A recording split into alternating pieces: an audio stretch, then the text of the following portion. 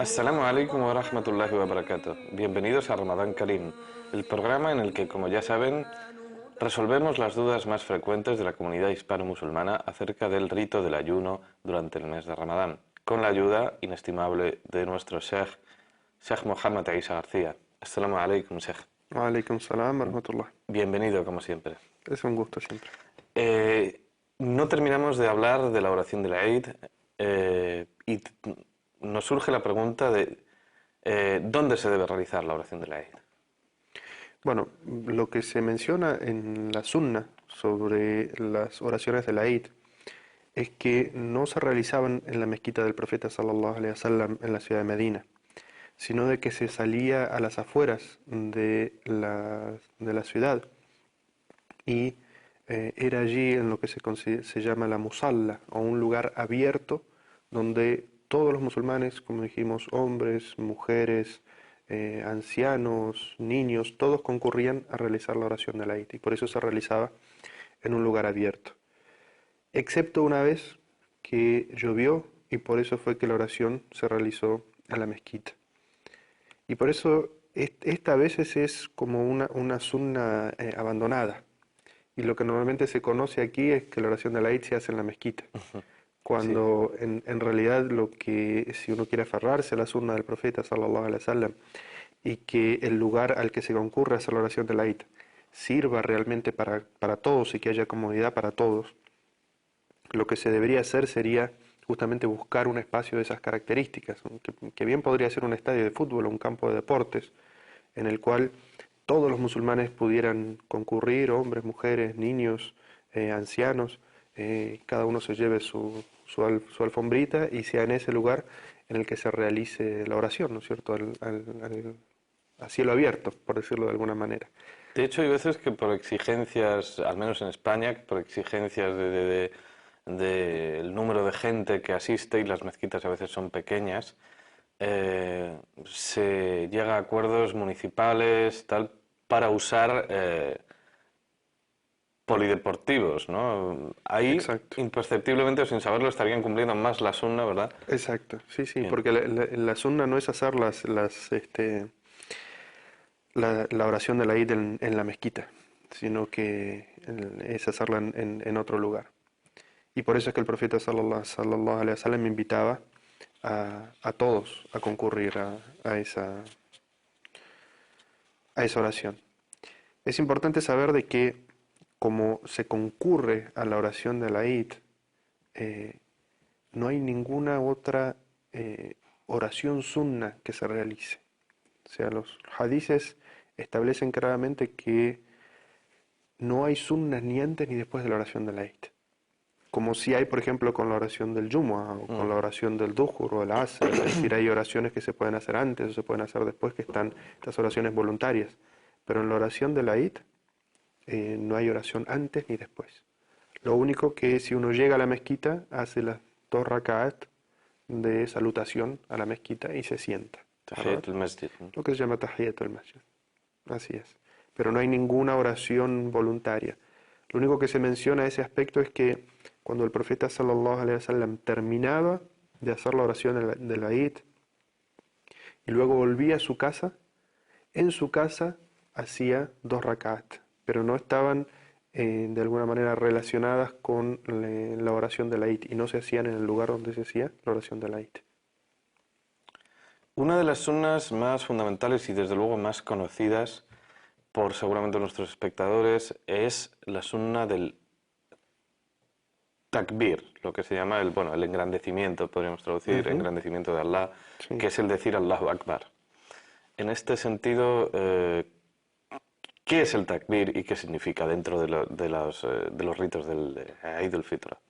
Sí, el takbir es de alguna manera también ese rito tan representativo de la oración de la Eid, ¿no es cierto? Que takbir significa, como tú bien dices, decir Allahu Akbar, que significa engrandecer a Allah y engrandecerlo por todas las gracias que nos ha concedido.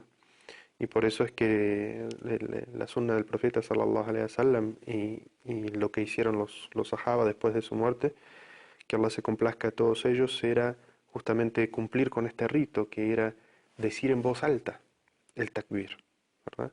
y cuando uno llega a la mezquita o el lugar donde se va a realizar el Salat al-Eid, lo que marca la sunna es que el musulmán se dedique a hacer este takbir hasta que comience la oración del Eid. Es decir, si bien el Eid es un evento social en el que uno se ve con los musulmanes, el objetivo en principio es cumplir con un acto de adoración. Y por eso uno debe llegar a la mezquita y no ponerse a socializar inmediatamente con los musulmanes, sino estar concentrado en cumplir en este rito tal como nos enseñó el profeta sallallahu alaihi wasallam. Y lo que marca es que uno dentro de la mezquita haga este takbir. ¿Y cómo es que se pronuncia este takbir? Este takbir se pronuncia en voz alta. Es decir, no es uno de aquellos dhikrs o recuerdos que son para ser pronunciado dentro del corazón, sino que la sunna del profeta sallallahu alaihi wasallam marca de que este dhikr se hace en voz audible, y a veces se hace en una voz bien alta, audible para todas las personas. Si bien hay que mencionar de que el takbir, tal como está registrado en la sunna, es muy sencillo y todos los musulmanes lo pueden aprender. Dice Allahu Akbar, Allahu Akbar, Allahu Akbar, La ilaha illallah, Allahu Akbar, Allahu Akbar, walillahil hamd. ¿Qué significa? Allah es grandioso, Allah es grandioso, Allah es grandioso. Solamente Allah tiene derecho a ser adorado. Allah es grandioso, Allah es grandioso. Y a Él se dedican todas las alabanzas. Es decir, ese es el significado. Y esto era lo que se repetía y se repetía y se repetía para mostrar la alegría e inundar el corazón de fe. Sí, desde luego es uno de los sonidos que yo creo que todos los musulmanes, tanto nativos como conversos, más recordamos y más asociamos al Eid, ¿no? Y al ambiente festivo y a los sentimientos del Eid, este takbir, que quizá más que engrandecimiento podría representar incluso reconocimiento de la grandeza de de la Allah, grandeza ¿no? de Allah, Es decir, por supuesto que sí. nos ha dado un mes como Ramadán y una fiesta como el Eid, ¿no? Subhanallah, subhanallah. Lo que es importante saber es que este es el dhikr que está registrado en la sunna con respecto a esta festividad. Y que a veces en algunas mezquitas, quizás por falta de conocimiento o porque se ha heredado de una manera determinada, se agregan otras frases a este takbir que se hace antes del Eid. Y lo cierto es que esas otras frases que sí pertenecen a otros dhikrs que se hacían en otros momentos, como por ejemplo cuando fue la reconquista de la Meca. Algunas personas suman esos dhikr y los hacen en la mezquita o en el lugar de la oración del Eid, en el Eid al-Fitr. Y eso no es correcto. No es sunna, sería innovación, ¿no? Exacto, no está registrado en la sunna. Lo que está registrado en la sunna, para esta festividad, el dhikr es este que acabamos de decir, repetirlo una y otra vez, una y otra vez. Y además, de esa manera también se tiene consideración con los musulmanes nuevos, porque además de que estos dhikr no están registrados en la sunna, el musulmán nuevo quiere participar activamente en el rito. Y si se hacen unos dhikr que son larguísimos y muy difíciles complejos, ¿verdad? de memorizar, pues le quitan al musulmán nuevo esta posibilidad de participar en el rito. Entonces, como vimos, es un dhikr muy sencillo, solamente tiene en realidad 3 frases que se repiten una y otra vez, y de esa manera, bueno, todos los musulmanes pueden así apegarse, afirmarse a la sunna, y todos ellos, los musulmanes de herencia y los musulmanes nuevos, todos pueden participar en este rito que es además algo tan hermoso, ¿no? Siempre nos surge la duda, ¿cuándo es el momento, según la sunna, y para no innovar ni equivocarnos, cuándo es el momento en que se debe empezar a pronunciar el takbir y hasta cuándo? O sea, ¿cuál es el momento de este takbir? Bueno, el takbir comienza desde el momento que somos avisados que ha terminado el mes de Ramadán. Es decir, muy probablemente eso es luego de la oración del Maghrib o cerca de la oración de la Isha, cuando nos avisan de que el próximo día es el mes de Ramadán, en el caso de que sea un mes de 29, si se ha completado los 30 días de ayuno, inmediatamente uno sabe que al otro día es el Eid, entonces después de la oración del Magreb ya comienza esa alegría y es un dhikr que se hace después de las oraciones y el musulmán puede pronunciarlo todo el tiempo. ¿Y cuándo termina? Termina cuando uno está en la mezquita o en el lugar de la Eid y el imam, el que va a dirigir el salah y va a dar la khutba a los musulmanes, se pone de pie para iniciar el salat al Eid. Es decir, en ese momento termina lo que es el takbir. No habría lugar a hacerlo durante todo el día de la Eid después de la oración. No sería No, lo indicado. la sunna es en Eid al-Fitr simplemente hasta el momento de la oración. Volviendo a la oración del Eid propiamente dicha, ¿cómo se realiza, en qué consiste, qué la caracteriza? Bueno, ya hemos llegado a la mezquita o al lugar donde se realiza esta oración. Hemos hecho el takbir y el imam, el que va a realizar esta oración para nosotros, dirigir esta oración para nosotros, se pone de pie. En el momento en que el imam se pone de pie, todos los musulmanes nos ponemos de pie detrás de él y organizamos nuestras filas. Una diferencia significativa que tiene esta oración es que no tiene adán ni iqama, ni aviso, me atrevería a decir en la sunna, es decir, no existe ningún tipo de aviso. El profeta sallallahu alaihi wasallam se ponía de pie y todos los sahabas se ponían de pie y el profeta sallallahu alaihi wasallam directamente comenzaba la oración.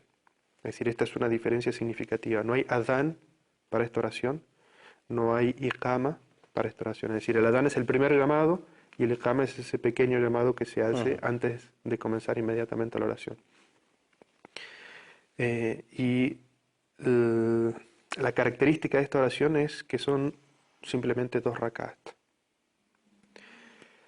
Una diferencia que tiene, por ejemplo, esta oración, que es la oración de la Eid, con la oración del Jumu'ah, que la oración del Jumu'ah también son 2 rakat, es que en este caso la oración es primero y la khutba de la Eid es después. Mientras que en el Jumu'ah primero se hace la khutba y después se hace la oración. ¿Esto por qué es así? Bueno, en este caso siempre se dice que las 2 primeras khutbas son como parte de la oración en sí misma, y por eso son 2 khutbas. Y luego vienen las 2 rakas de la oración del Jumu'ah, ¿verdad? Y presenciar la oración del Jumu'ah y hacer silencio y prestar atención es obligatorio. Mientras que en la oración de la Eid se realiza primero la oración de la Eid y luego viene la khutba que da el imam, pero escuchar la khutba es algo voluntario, es decir, quien quiere escuchar la khutba es bueno para él y quien no quiere escuchar la khutba puede levantarse e irse e incluso puede hablar con otras personas, siempre que no interrumpa al imam ni perjudique a aquellos que quieran escuchar la khutba, evidentemente. Pero uno puede salir de la mezquita o del lugar donde están los que están escuchando la khutba y hablar y saludarse con otras personas mientras el imam está hablando y eso no perjudica su rito. A diferencia del Jumu'ah, que una vez que el imam se ha parado sobre el mimbar y ha comenzado la khutba, nadie debe hablar. Y quien habla anula la recompensa de su Jumu'ah, ¿verdad? Eso es algo muy conocido. En el caso de Salat al-Fitr, no, la oración del Fitr no. Esta oración también tiene otras características muy especiales. Dijimos que son solamente 2 rakat. El imam comienza la oración, dijimos, sin adán y sin iqama, haciendo un takbir, lo que sería takbiratul ihram. El primer takbir para dar comienzo a la oración. Allahu Akbar, como todas las oraciones. Pero en la primera raka se hacen 7 takbir. Es decir, 6 más, ¿no? Exacto, takbiratul ihram y 6 más, es decir, 7 contando todos. Y son en voz alta pronunciadas por el imam y también por los orantes. Existe una diferencia de opinión si se levanta las manos en todos los takbires o solamente en el primero y en los otros no. Eso es una diferencia de opinión. Sí, lo cierto es que todos pronuncian el takbir, el del ihram y el resto. En la primera raka. Y en la segunda raka se pronuncia el takbir que es para subir del sujud a la posición de parado y luego se pronuncian 5 takbires más. ¿Mm? Es decir, esta es otra característica que tiene esta oración. De la sunna del profeta sallallahu alaihi wasallam para esta oración es que él recitaba algunas suras especiales siempre durante esta oración. Eh, Está registrada en alguna sunna que el profeta sallallahu alaihi wasallam recitaba en la primera raka Suratul A'la, y que es la número 87, y en la segunda sura, en la segunda raka recitaba la sura Al-Ghashiyah, que es la número 88. También está registrado en algunos hadices que el profeta sallallahu alaihi wasallam recitaba en la primera raka Suratul Qaf, que es la número 50, y recitaba en la segunda raka Suratul Qamar, o la sura de la luna, que es la número 54. Es decir, estas son las dos sunnas establecidas por el profeta sallallahu alaihi wasallam, y no es bueno que un imam tome solamente una sunna y abandone otras, y haga todos los años siempre la oración de la Eid recitando siempre las mismas y abandone la otra sunna. Eso está registrado ambas en hadices auténticos, y por lo tanto es de la hikmah del imam dar vida a las dos sunnas. Entonces, en algunas ocasiones recita estas y en otras oraciones de la Eid recita esta otra sunna del profeta sallallahu alaihi wasallam, y de esa manera dar vida y practicar todas las sunnas para que los musulmanes también lo sepan. Luego de que se termina de recitar esta sura, se completan estas dos rakas como cualquier otra oración de dos rakat. Y como dijimos, la diferencia fundamental en esto está en la cantidad de takbirat que se hacen durante la oración, y que el salah es primero y la khutbah es después, a diferencia de lo que es el Jumu'ah. Y por último, algo en principio de poco calado, pero que no es, no es algo de poco para los musulmanes, pero es una situación que se puede dar. ¿Qué debe hacer quien llega tarde a la oración de la Eid? Quien llega cuando la oración ya ha comenzado debe unirse a la oración, alcanzar a rezar lo que reza detrás del imam, siempre que haya alcanzado al menos una raka, y luego de que el imam haga el taslim se pone de pie y completa lo que falta. En caso de que no llegue a la oración de la Eid, salvo que por una cuestión de número y gran asiduidad a la mezquita o al centro, se decidan hacer más de una oración de la Eid, un pequeño grupo de personas no debería reunirse y hacer una oración de la Eid individual en una mezquita. Es decir, si se ha hecho la oración de la Eid y llegan musulmanes individuales que se han perdido la oración de la Eid, esa oración ya no se puede recuperar. No hay forma, digamos, en la No sunna hay forma, uno correcta para... simplemente hace, si es dentro de la mezquita, la salutación a la mezquita, y ya digamos que ha perdido la oportunidad de hacer la oración de la Eid. Lo que sí, en algunas mezquitas, por una cuestión de capacidad, si no entran todos los musulmanes para una sola vez, un imam hace una oración de la Eid para un grupo de musulmanes, esos musulmanes salen, ingresa otro número con otro imam y realizan otra oración de la Eid. Eso lo he visto Esto, aquí en Occidente en varios lugares donde la esto sí comunidad es estaría muy... permitido, ¿no? Sí, porque no hay capacidad para que todos los musulmanes hagan una sola vez el Salat al-Eid. Entonces, eso se da en algunas comunidades donde hay muchos musulmanes y las mezquitas no tienen la capacidad para albergarlos a todos. Lo he visto hacer en el Jumu'ah, y específicamente lo he visto también en el Eid, porque al Jumu'ah concurren un número de personas, pero para la Eid van todos los niños y todos los ancianos y muchas mujeres que normalmente no van al Jumu'ah. Entonces las mezquitas a veces no dan abasto, se suelen llenar a veces las calles, pero ya no alcanzan a hacer la oración de la Eid. Entonces se pactan horarios, como por ejemplo a las 9 se hace una oración, 9:30 se hace la otra, a las 10 se hace otra. Eso lo he visto personalmente, y de esa manera todos pueden de alguna manera hacer su oración de la Eid sin que haya tanto amontonamiento que perjudica a los musulmanes, ¿verdad? Barakallahu fik por tu aportación una vez más. Seguiremos con el tema del Eid en otra edición. Y a ustedes solo nos resta despedirnos, agradecerles su atención y recordarles que queremos seguir contando con su presencia porque ya saben que pasamos lista. Assalamu alaikum wa rahmatullahi wa barakatuh.